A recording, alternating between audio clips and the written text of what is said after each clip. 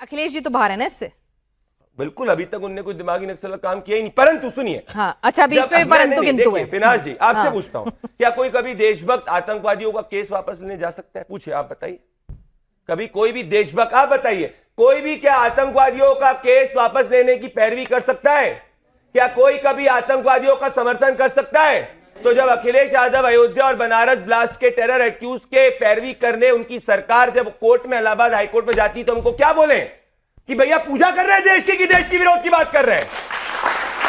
तो बिल्कुल हमें जीत करनी, जो भी होगा। तो राहुल जी, सोनिया जी और अब अखिलेश जी भी अर्बन नक्सल, राहुल जी और सोनिया जी को तो माफी मांगनी चाहिए। ठीक है, अब अखिलेश जी भी तो कल शो मेरे साथ में करके पूछा था, अभी तक जवाब ही नहीं मिल पाया। नहीं ठीक है, लेकिन मेरा क्यों कर रही हैं? सवाल का जो जवाब दे दे। अब आप बताइए, अखिलेश जी भी सूची में, तिरंगे का सम्मान जो नहीं करेगा वो अर्बन नक्सली। ठीक है, अखिलेश जी भी सूची में शामिल हो गए ना आपके हिसाब से, जो नई वाली आतंकवाद उनने वो कृत्य किया, उस कृत्य की बात कर रहा हूं। कृत्य तो मेरे हाथों हो रहा है ना।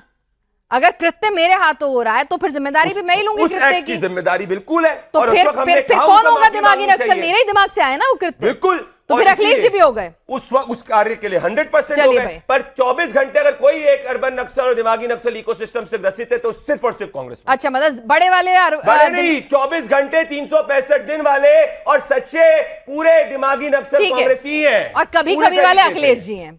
हाँ, तो जब कांग्रेस के साथ अलायंस में आ जाते हैं तो कांग्रेस का संगत का असर हो जाता है। हाँ भाई, आप भी हैं दिमागी नक्सल, लेकिन कभी कभी वाले मौसमी संगत ठीक नहीं है आपकी। पिनाज जी, लाल किले के प्राचीर से बात शुरू हुई है।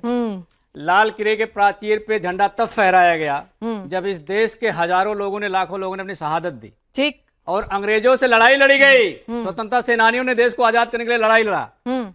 वो दिमागी नक्सल हैं जो अंग्रेजों की मुखबिरी करते थे, बीजेपी के पुरखे। वो है अर्बन नक्सल भी है, दिमागी नक्सल भी है। अब सुन लीजिए भाई, सुन लीजिए। बीच में ये 5 मिनट तक बोलते रहे, मैंने बोला 5 मिनट तक बोलते रहे, मैंने कुछ बोला, मैंने आपको एक सेंटेंस बोला मैंने। ठीक है, अच्छा। भारतीय जनता पार्टी के पुरखे अंग्रेजों से पेंशन लेकर के अपनी जीविका चलाते थे और माफी मांगते थे।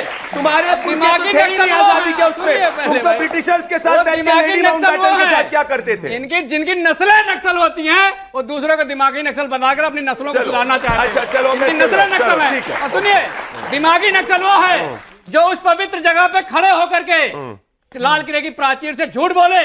देश के प्रधानमंत्री ने कहा लाल किले की प्राचीर से हम किसानों की आय 2 गुनी कर देंगे, आज तक नहीं कर पाए। दिमागी नक्सल देश के प्रधानमंत्री हैं। मैं झूठ बोलना चाहता हूं इस देशद्रोही आदमी का जो इस तरीके की बात करता है, आतंकवादियों का समर्थन की बात करते हैं।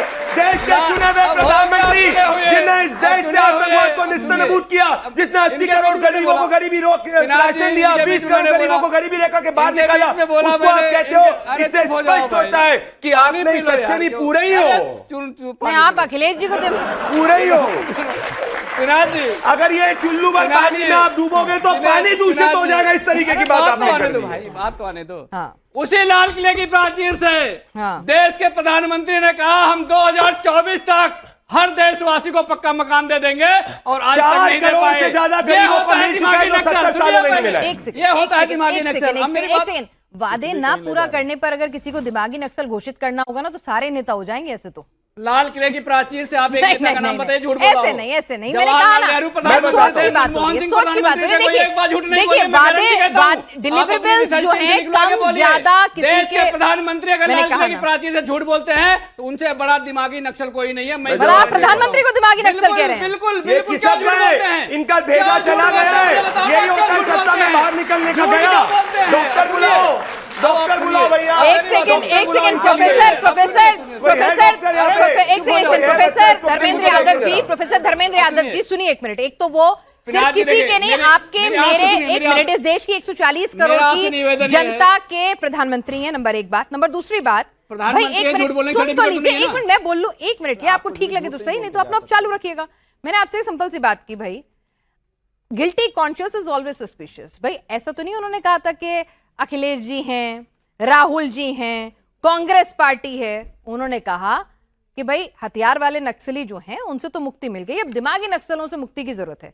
नाम लिया किसी का? उन्हीं के बारे में तो बता रहा हूं। नहीं वही तो कह रही हूं, नाम नहीं लिया तो आप काहे मतलब इस तरह से कॉन्शियस हो? कैटेगरी बता रहा हूं कौन है। बीजेपी वाले क्यों डर रहे इस बात से? अच्छा ठीक है। दिमागी नक्सल वो है जो इस देश के युवाओं को कॉकरोच बोले, अच्छा। पेस्टिसाइड बोले, देश के चीफ जस्टिस ऑफ इंडिया ने बोला और आज तक कोई कार्रवाई उन पर नहीं हुई। क्या ये देश के चीफ जस्टिस ऑफ इंडिया को बोल रहे हैं? On record contempt of court हो रहा है, on record contempt of court हो रहा है, on record contempt of court हो रहा है। आप वकील है क्या? कोई वकील अपना देखिए, कोई वकील अगर सुप्रीम कोर्ट का सुन रहा है, इन्होंने चीफ जस्टिस ऑफ इंडिया को गाली बकी है, इन्होंने चीफ जस्टिस ऑफ इंडिया को गाली बकी है। कंटेम्प्ट ऑफ कोर्ट है ये, कंटेम्प्ट ऑफ कोर्ट है, नक्सल घुस गया है, कंटेम्प्ट ऑफ कोर्ट है। घुस गया। सुनिए, समझाइए सत्य नहीं, नहीं, भाई, वो- दिमागी नक्सल पिनाक जी वो है, नालसार विश्वविद्यालय के छात्रों ने ये कह दिया कि जो हमें कॉकरोच कहेगा, जो हमें पेस्टिसाइड कहेगा, हम उसके हाथ से डिग्री नहीं लेंगे।